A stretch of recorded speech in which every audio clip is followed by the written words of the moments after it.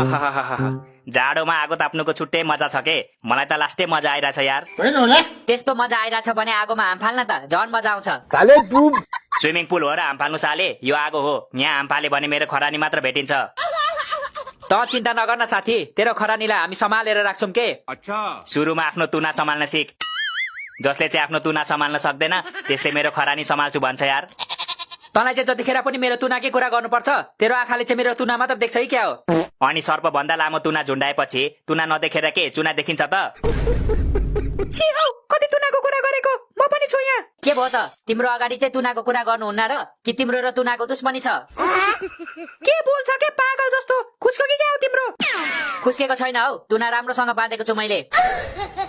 तुनाको कुरा गरेको छु मैले, तिम्रो दिमाग चाहिँ खुस्क्यो भनेको। ए दिमागको कुरा गरेको, दिमाग त खुस्केको छैन नि, तर तिमीसँग बोलिराख्यो भने चाहिँ पक्कै खुस्किन्छ।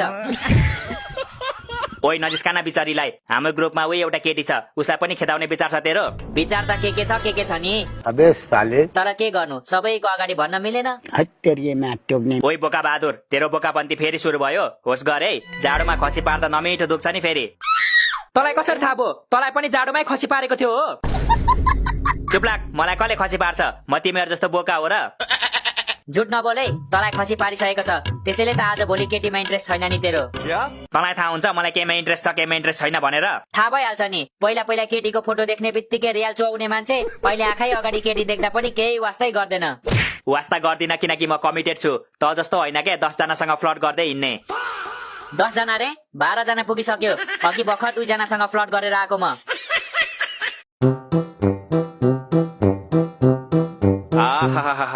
जाडोमा आगो ताप्नुको छुट्टै मजा छ के। मलाई त लास्टै मजा आइरहेछ यार। त्यस्तो मजा आइरहेछ भने आगोमा हाम फाल्न त झन् मजा आउँछ।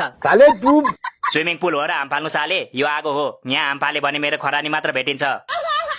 त चिन्ता नगर्न साथी, तेरो खरानीलाई हामी सम्हालेर राख्छौं के।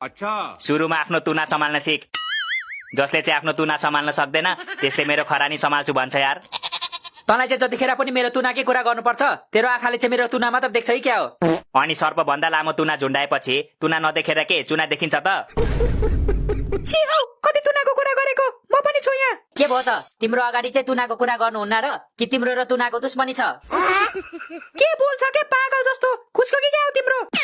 खुस्केको छैन हौ, तुना राम्रोसँग बाँधेको छु मैले। तुनाको कुरा गरेको छु मैले, तिम्रो दिमाग चाहिँ खुस्क्यो भनेको। ए दिमागको कुरा गरेको, दिमाग त खुस्केको छैन नि, तर तिमीसँग बोलिराख्यो भने चाहिँ पक्कै खुस्किन्छ। ओइ नजिस्काना बिचारीलाई, हाम्रो ग्रुपमा उही एउटा केटी छ, उसलाई पनि खेदाउने विचार छ तेरो? विचार